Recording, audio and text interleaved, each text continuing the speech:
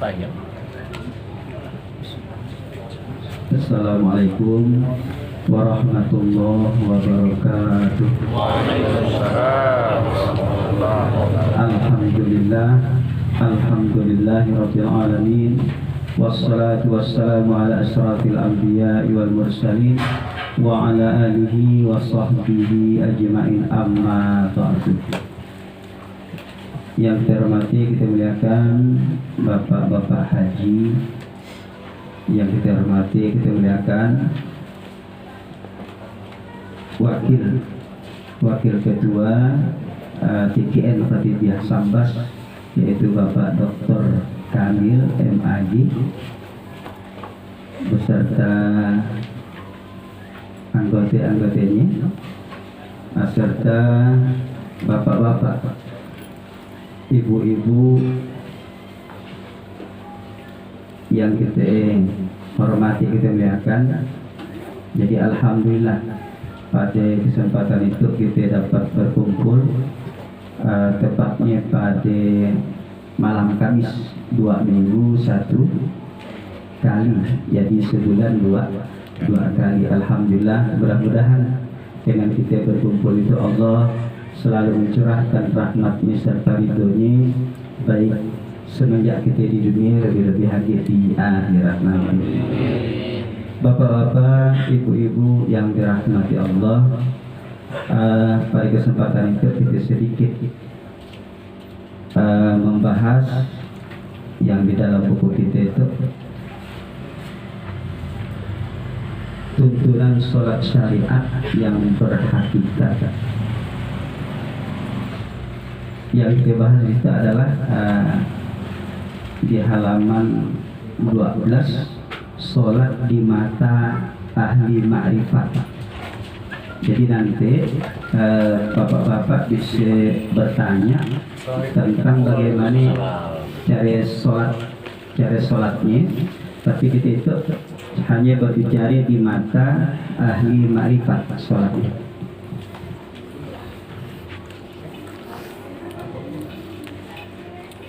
Jadi bagi ahli ma'rifat, sholat adalah tangga mi'raj menuju kehadirat Allah Subhanahu wa Ta'ala.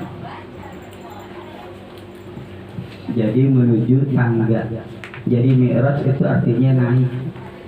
Nah, jadi salah satu untuk bertemu dengan Allah, jalan yang formal adalah dengan jalan sholat, jalan formal. Jalan non formal nanti adalah dengan jalan zikir. Nah, kemudian di situ nanti menurut Syekh Abdul Qadir Jailani bahwa sholat ada dua macam. Yang pertama kata Syekh Abdul Qadir Jailani bahwa ada yang disebut dengan sholat syariat dan ada yang disebut dengan sholat thariqah.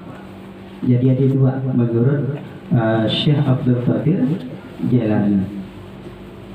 Pertama yang disebut dengan sholat syariat. Jadi sholat syariat itu adalah sholat yang sesuai dengan waktu yang ditentukan, yang biasanya disebut dengan sholat lima waktu. Sholat subuh, zuhur, asar, maghrib, dan isya. Kemudian ditambah sholat-sholat yang lain, yaitu sholat sunnah, qobliyah, ba'diyah, sholat duha, sholat tahajud, sholat witir, dan sebagainya. Ayat termasuk sholat syariat. Sholat syariat kemudian mempunyai aturan-aturan tertentu. Di sini ada berdiri, ada ruku, ada sujud, ada duduk, dan sebagainya. Makanya termasuk sholat syariat. Jadi sholat syariat tidak bisa dilakukan kalau di luar waktu. Misalnya sholat subuh. Nah, sholat subuh sekitar jam 4 lewat sedikit, kemudian hampir nak jam 6. Nah kalau jam 9 dan lagi dah masuk sholat yang baru, yaitu sholat duha. Nah, jadi kemudian sholat syariat menurut Syekh Abdul Qadir Jilani mempunyai bacaan-bacaan tertentu. Bacaan-bacaan tertentu. Waktu ruku ada bacaannya, waktu sujud ada bacaannya. Tidak boleh lain dari yang diajarkan. Apa kata Rasulullah? Sallu kama ra'aitumuni usolli. Salatlah kamu sebagaimana kamu melihat aku salat. Nah, jadi di sini. Kemudian yang kedua, menurut Syekh Abdul Qadir Jilani adalah sholat thariqah, sholat tarekat. Jadi tidak macam. Jadi sholat tarekat itu tidak mengenal waktu, 24 jam kalau sanggup. Nah, jadi dia tidak mengenal berdiri, tak mengenal duduk, dia kemudian berbaring tidur pun bisa dianggap sholat, tidur pun bisa dianggap sholat. Ada dia merokok mungkin bisa, nah, dianggap sholat. Nah, inilah yang disebut dengan sholat daim. Nah, sholat daim.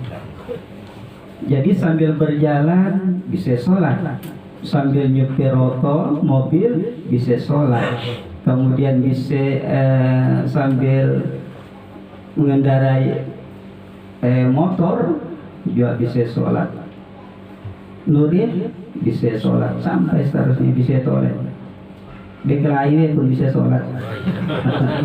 Sambil berkelahi bisa sholat. Maka ia disebut dengan sholat tarekat. Nah, bahasa sholat torek, sholat torekoh. Nah, inti dari sholat torekoh itu adalah zikir kepada Allah. Nah, jadi dapat kita lihat bahwa sholat syariat tadi adalah sholat yang formal, yang diformalkan oleh Allah. Ibarat kalau kita sekolah, ya tentu masuk jam 7 sampai balik jam 2 atau jam 12 kalau bagi SD umpama. Nah, iya sholat formal, tidak boleh nak jam 8 malam sekolah, tidak bisa, kecuali les ekstra dan sebagainya. Nah, jadi ibaratnya yang tadi sekolah jam 7 balik jam 2 bagi anak-anak SMA atau anak ya, maka ia sekolah formal, wajib, tidak boleh ditinggalkan. Nah, kalau les ekstra dan sebagainya, ia non formal. Kalau les ke hati, biar jam 8 malam, jam 9 malam boleh, asal ada kesepakatan di antara. Maka ia adalah non formal. Nah, jadi menurut Syekh Abdul Qadir Jilani, apabila sholat syariat yang formal dengan sholat tarekat yang non formal dijadikan satu, maka ialah sebenarnya yang terbaik. Nah, maka ialah yang kita nanti mendapatkan mendapatkan hakikat dan nanti akhirnya mendapatkan ma'rifat. Ia dalam pandangan ahli ma'rifat. Jadi Syekh Abdul Qadir Jilani termasuk orang ahli ma'rifat. Sehingga Syekh Abdul Qadir Jilani itu pada waktu di sholat syariat memang luar biasa sholatnya. Sholat tahajud luar biasa, sholat duhanya luar biasa. Kemudian kalau di dalam bulan Ramadan sholat witirnya luar biasa, sholat tarawihnya luar biasa. Jadi dia tidak ditinggalkan, malah dikerjakan dengan baik karena ia formalitas dari Allah kepada Rasulnya. Kemudian untuk nambah, artinya untuk nambah bonus-bonus tadi, lembur-lembur tadi, maka ditambahlah dengan sholat thariqat.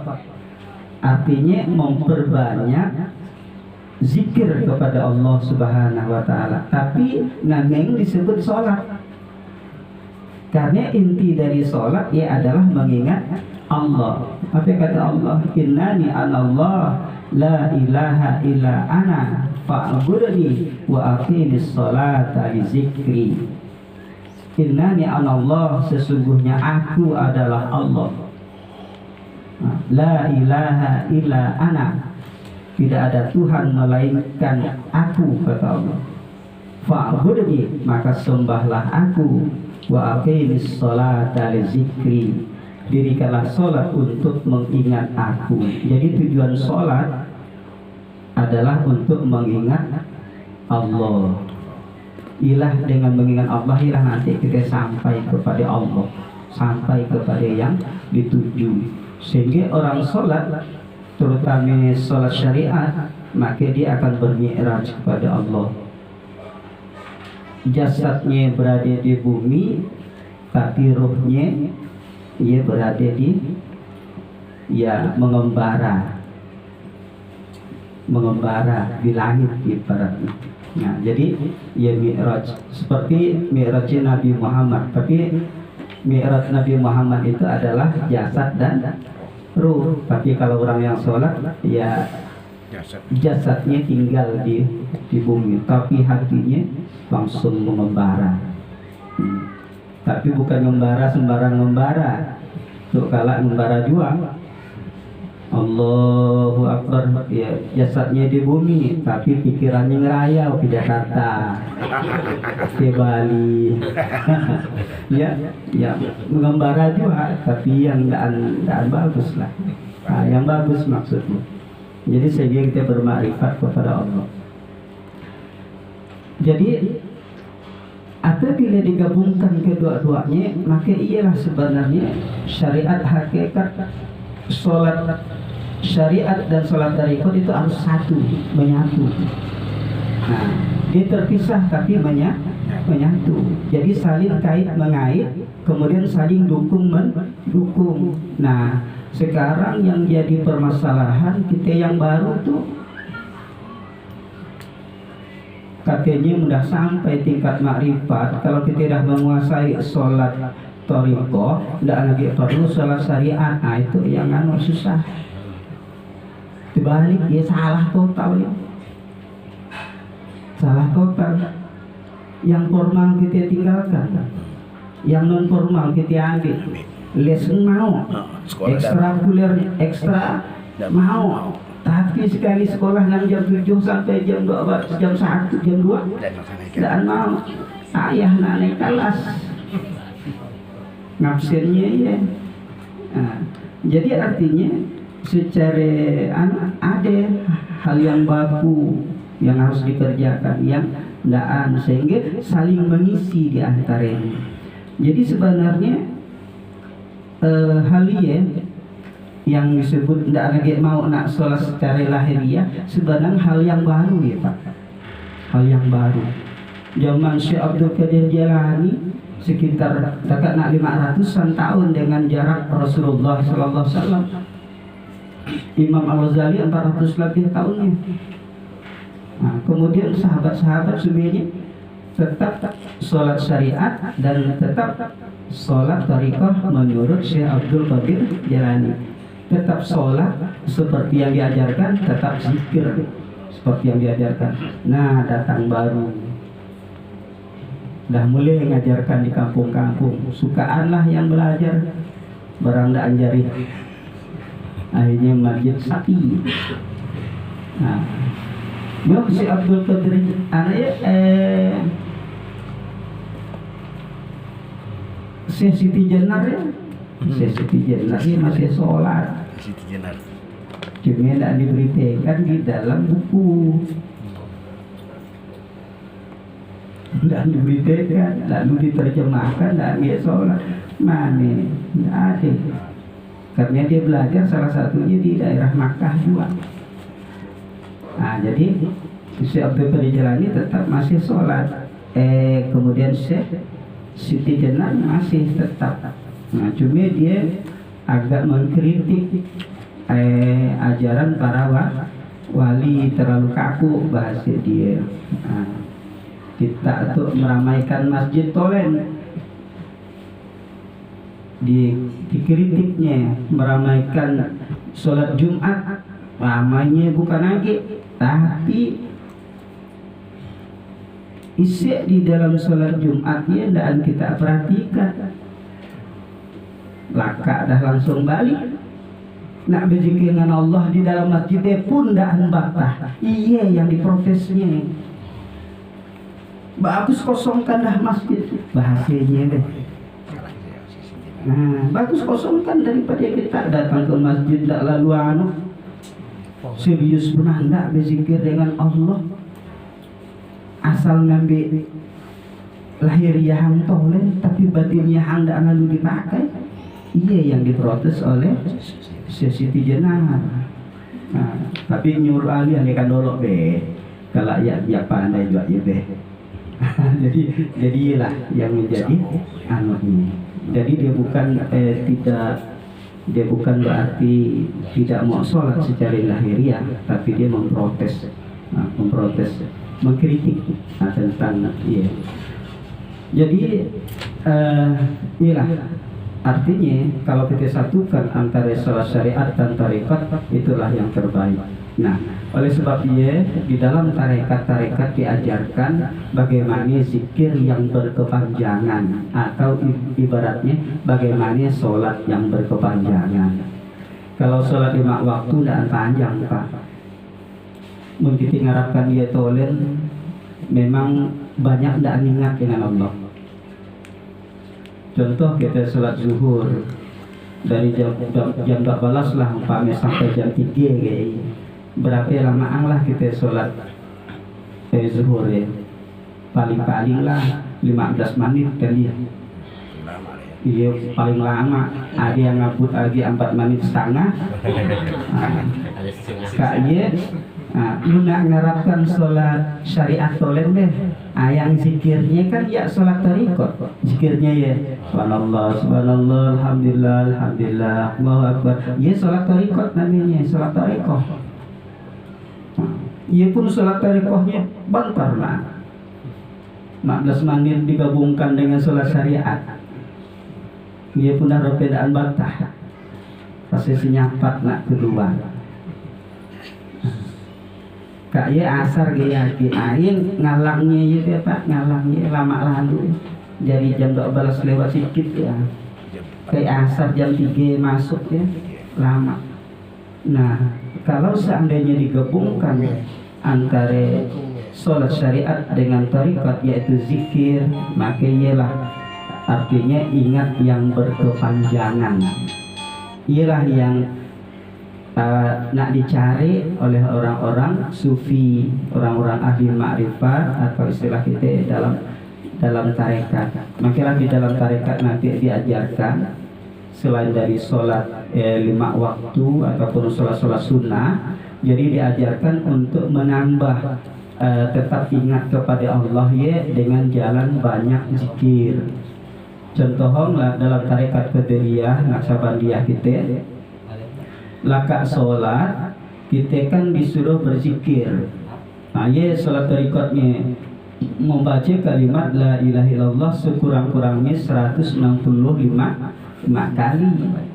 Nah, kalau laka asar sami, laka maghrib sami sampai seterusnya. Nah, ia adalah zikir yang agak formal menurut tarekat. Ada zikir yang non formal menurut tarekat, sholat tarikatnya ya. Kita diajarkan nanti zikir nafas. Nah, zikir nafas. Jadi naik turunnya nafasnya diajari berzikir. Naik nafas kalau zikirnya apa, turun nafas kalau zikirnya apa. Jadi nanti ia sampai 24 jam. Mangkelah nanti tidur pun dianggap berzikir, karena kita biasakan turun naik nafas nanti berzikir. Walaupun kita tidak sadar nanti pada saat tidur, ia tetap terbawa-bawa. Zikirnya tetap terbawa. Ialah yang disebut oleh Syekh Abdul Qadir Jilani sholat tarekat. Tidur pun berzikir. Nabi pun madahkan dia. Nabi pun madahkan bahwa aku, kata Nabi, hatiku tu tidak mati, tetap hidup. walaupun dalam keadaan tidur. Nah, jadi hati hidup ya maksudnya hati yang selalu diisi dengan zikir. Kemudian dalam tarekat kita juga kita ajarkan adalah zikir qalbi, zikir jantung. Jadi setiap detak jantung ye diisi dengan zikir. Atau diisi dengan Allah dalam hati yang madahkannya. Nah, selama jantung berdetak, selama ia juga kita berzikir. Nah, jadi ialah yang disebut oleh Syekh Abdul Qadir Jailani sholat tarekat. Kemudian adik-adik kita ajarkan dengan zikir anaknya, zikir af'al, zikir perbuatan. Waktu kita ngalih, maka kita harus berzikir. Mungkin kita ingat harus Allah. Pada saat kita melambaikan tangan, kita harus ingat Allah. Kita pada waktu berjalan melangkahkan kaki kiri dan kanan, ingat Allah. Allah semuanya. Apabila kita dah mencapai zikir 7 lataif, 7 latifah, maka yang menyebut 7 latifah dari ujung rambut sampai ke ujung kaki. Latifah pertama, latifah kedua sampai latifah ke-7 kita ingat. Jadi istilah yang disebut dengan zikir berkepanjangan, sholat daim bahasa agama, maka ialah apabila berpadu, kata Syekh Abdul Qadir Jailani, antara sholat syariat dan hakikat, maka ialah yang terbaik, ialah dia yang aslinya. Jadi tidak pernah luput dari mengingat Allah. Ialah Rasulullah SAW. Ialah tujuan dari para ahli hakikat, ahli ma'rifat untuk mencontoh teladani sikap hidup Rasulullah SAW, terutama dalam akhlaknya, kemudian dalam zikirnya. Nah, lihat contoh sahabat Abu Hurairah, dia belum mau hidup katanya, membentukkan disebut dengan tasbih. Banangnya disimpul-simpulnya jadi 2000 bundelan, 2000 lupuan banangnya. Nah, dia belum mau hidup katanya, belum lakak ngitung ia dengan zikir. Tapi dalam hadisnya tidak disebutkan zikir apa yang disebutnya. Apakah la ilaha illallah, apakah subhanallah, apakah alhamdulillah, apakah Allahu akbar. Tapi yang jelas dia belum mau tidur, belum menyelesaikan bundelan 22.000 itu. Ada yang sahabat bawa kerikil batu dalam kantong. Bacaannya tidak disebutkan dalam hadis. Petaka habis kantongnya ya ribuan ringgit ya kantongnya. Nah, kita bisa juga kayak mengisi tasbih kayak buli ya. Pakai apa? Tapi orang sekarang dah bagus modelnya, pakai nangklek, klek. Nah, ini deh. Tidak lagi ingat poong katek, tengah ada 1.000, ada 2.000. Tasbih makna. Kayak tasbih ano iya, nang dari ano ya. Digital. Ya bagus juga ya. Keatilah ya, nak pakai gaji atau ano. Tapi yang jelasnya kita belajar untuk mengingat Allah, memperpanjang ingat Allah kepada Allah. Ingat Allah langsung kita kepada Allah. Mudah-mudahan kita mendapatkan ridho dari Allah Subhanahu wa Ta'ala. Inilah menurut para ahli tarekat, para ahli ma'rifat, bahwa gabungan antara sholat syariat dan sholat tarekat ia tidak boleh nak dipisahkan. Tidak boleh salah satunya ditinggalkan, mesti kedua-duanya dikerjakan. Nah, jadi terima kasih atas perhatiannya, mohon maaf atas kekurangannya. Assalamualaikum warahmatullahi wabarakatuh. Waalaikumsalam warahmatullahi wabarakatuh.